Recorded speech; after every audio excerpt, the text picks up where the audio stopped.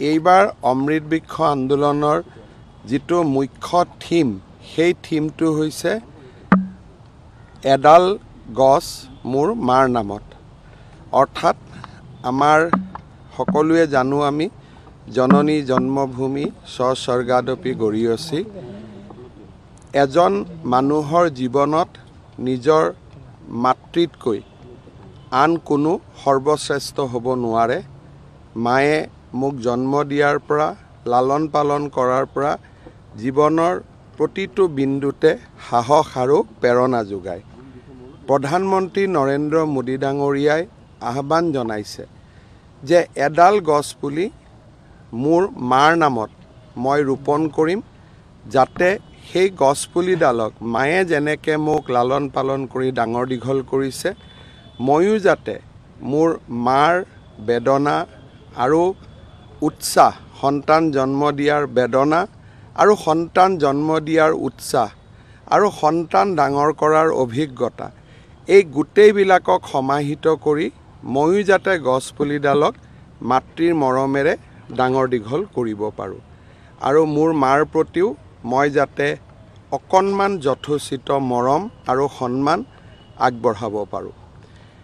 আমাৰ ৰাজ্যত 15 আগষ্টলৈকে আমি 3 কোটি গছপুলি ৰোপণ কৰিম।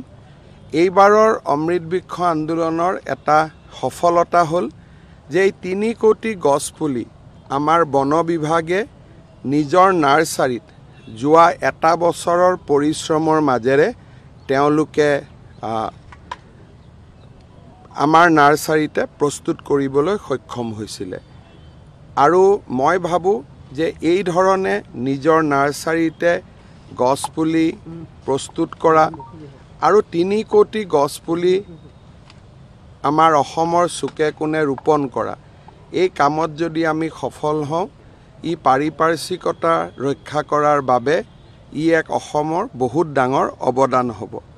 প্ৰতিটো গছপুলি ৰোৱাৰ যিটো ব্যৱস্থা তাক আমি ফটো তুলিম আৰু আমি পৰ্টেলত আপলোড কৰিম, যাতে আমি পিছত এটা হিচাপ কৰিব পাৰোঁ যে একজেক্টলি 3 কোটি গছপুলি ৰোৱা হ'ল নে নাই।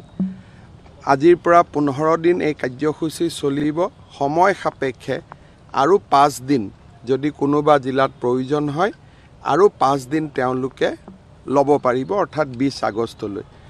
মই পুনৰবাৰ বন বিভাগ আৰু আমাৰ সমগ্ৰ চৰকাৰখনৰ বিষয়া কৰ্মচাৰী জনসাধাৰণক ধন্যবাদ জনাইছোঁ যে অসমৰ দৰে ৰাজ্য এখনত এনে বৃহৎ সংকল্প গ্ৰহণ কৰাৰ বাবে।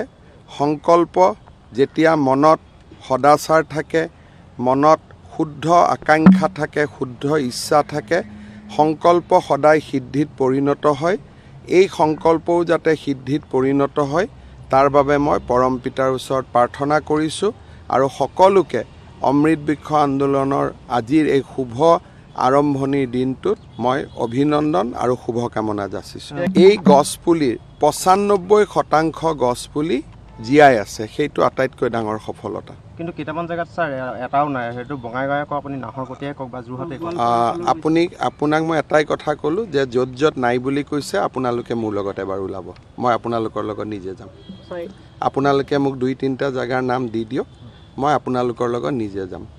আমি বঙাইগাঁৱত গৈছিলোঁ, মই আপোনাৰ লগত নিজে যাম। আপুনি মানুহৰ ঘৰত গৈছিলে, গছপুলিটো মানুহৰ ঘৰত ৰুইছিলে, 3.5 লাখ পুলি ৰুইছিলে। আপুনি তাতেও গৈ চাই আহিব গছপুলি আছে নে নাই। মোৰ লগত ব'লক। কিয় ইমান নিগেটিভ কিয় মনটো? আপুনি সঁচাই নাহৰকটীয়া গৈছিল? নাহৰকটীয়াত আমাৰ আপোনাৰ ৰিপৰ্টাৰ যোৱা বাদ দিয়ক, আপুনি গৈছিল জানো? নাহৰকটীয়াত গছপুলি নাই নে আপুনি গৈছিল জানো? কেমেৰাটো গছপুলি নোহোৱা জেগাতো কেমেৰাটো লগাব পাৰি। সেইকাৰণে মোৰ লগত নাহৰকটীয়াত গ'লে মই গছপুলি কেইডাল চাব যাম, আপোনালোক মোৰ লগত ওলাব। আৰু তাৰপিছত যদি কথাটো ভুল হয় তেতিয়া কিন্তু আপোনালোকে ক্ষমা খুজিব লাগিব, হ'ব?